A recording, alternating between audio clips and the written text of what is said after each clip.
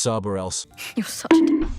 So I had vaguely heard of the Castlevania series on Netflix for a couple of years now. I don't exactly remember when it launched, but I remember hearing some vaguely good things about it, but I never got into it because I thought that you had to know about the game's deep history and lore in order to get into it. Also, part of the reason is generally I don't really care for Netflix originals. Usually Netflix and most streaming originals kind of seem like cheap, mass-produced shite to me. So I kind of saw it and I was just like, it's probably not that good. Whatever, I'll pass. I mean, like, y'all pretty much know how I feel about the Cyberpunk Edge Runner series. Now, generally, I know that Castlevania has a very deep and soulful fan base, and people absolutely love this series. But again, it was just never really something that I played. So actually, I ended up hearing that Castlevania Nocturne just got released, and I'll be real with y'all. I saw a clip of some hands being thrown, and I said, you know what? Let me give it a try, buddy.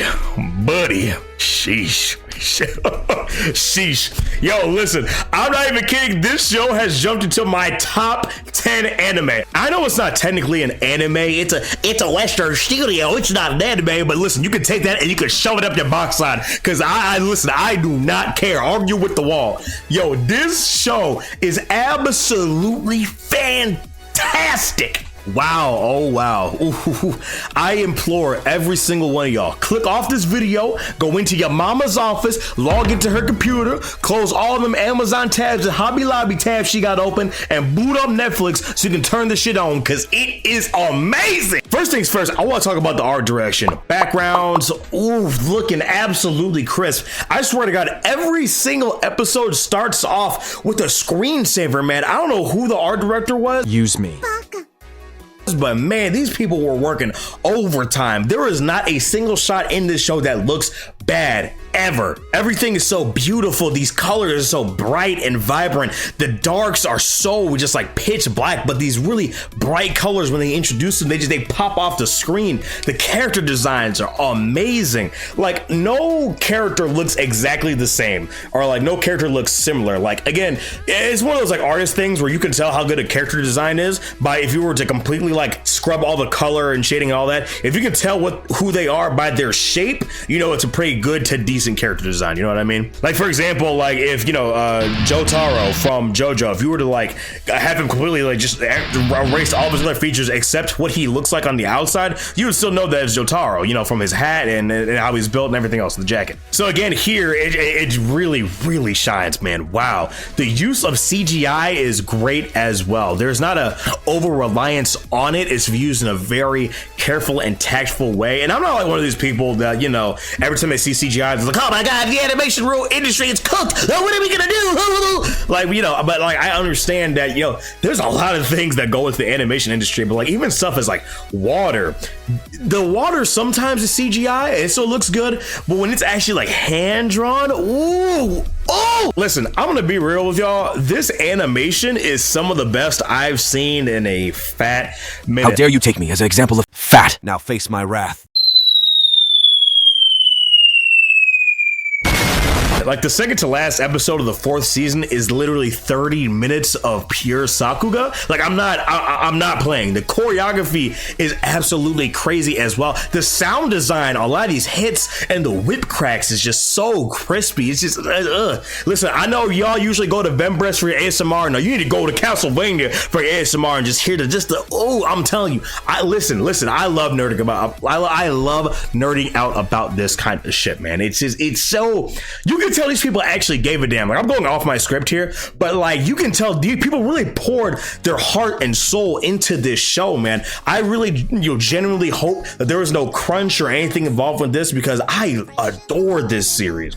And listen, bro, there's never a time where they like totally family friendly word with the animation of the fights or anything. Like nothing has ever looked bad. I can't name a bad fight in the series. You'll have some that are quick, you know what I mean? But like usually accompanied with like the appropriate amount of violence, you know what I mean?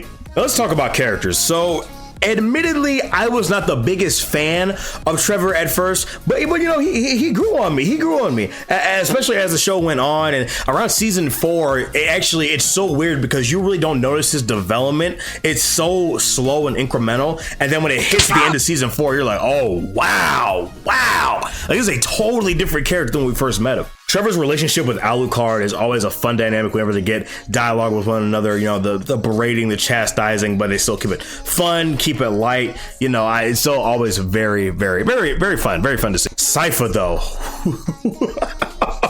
Yo, I would buy a game just based around Sypha, yo. I like no bullshit. She is absolutely busted. Like, she is the perfect example of a female character done right, where she is a character first before she is a woman. Like, there's no fan service, bull. Love. She's not off to the side. She's no damsel in distress getting get rescued. None of that. I love it. Actually, well, I take it back. She was a damsel in distress, technically, because you got caught lacking by a monster, but then, you know, also, it doesn't go against her case, considering the fact that she is one of the strongest magicians in the entire series. Like, no bullshit. Like, I would love to see her fight against Korra from Avatar. Listen, I know that's crazy. I know some of y'all power scaling folks might be like, oh, Daffy, he's tripping. Daffy don't know what the he's talking about. Listen, I think Sypha could give Korra some work. I'm gonna be real with you. But buddy, you wanna know who my favorite character in this entire show is?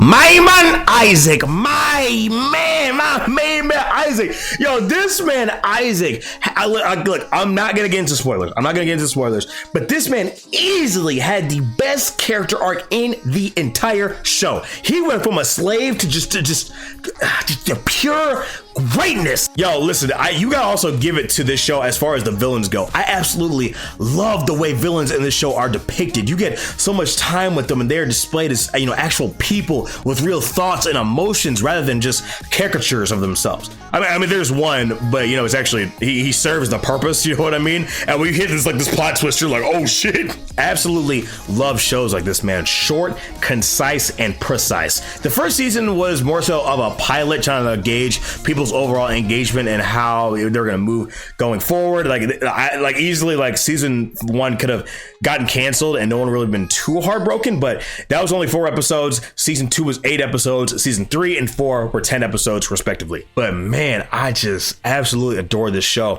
This show is also mature. Like, y'all know me, I hate fucking sex and fart piss jokes and stuff like that. Like, this show is funny, but it's mature. Like, this show has harsh language and violence. It never felt gratuitous to me. Like, when the fights happen, yeah, you got a lot of your violence, but it's never just like violence for the sake of shocking you. You know what I mean? Like, the violence always serves a purpose. Even the swearing, you know what I mean? Like, they talk like actual people. But a lot of these conversations and dialogues they have are so heavy, and if you're not really into like religion and philosophy and stuff like that, some of this stuff may kind of go over your head a little bit. But this show is not like super deep or anything like that, but it's gonna make you sit and ponder, especially with Isaac's conversations later on in the series with Flyhead. Very interesting stuff. Again, I cannot recommend it enough.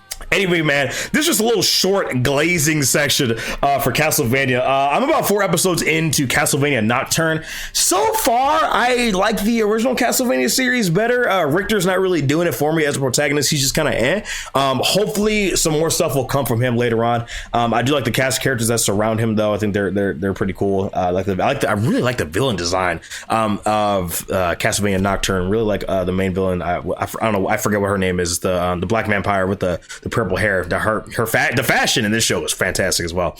But yeah, man, just a very short video, just going over just all this different stuff, man. Just again, Castlevania is worth your time. Get off this video, click off this video, and go watch it right now. Anyway, guys, me, boy, Daffy, guys, just thank you guys so much for your patience. I know I've been gone for a couple days. School's been kind of kicking my ass, but yeah, I will see you guys in the next video. Y'all have a good one and take care of yourself.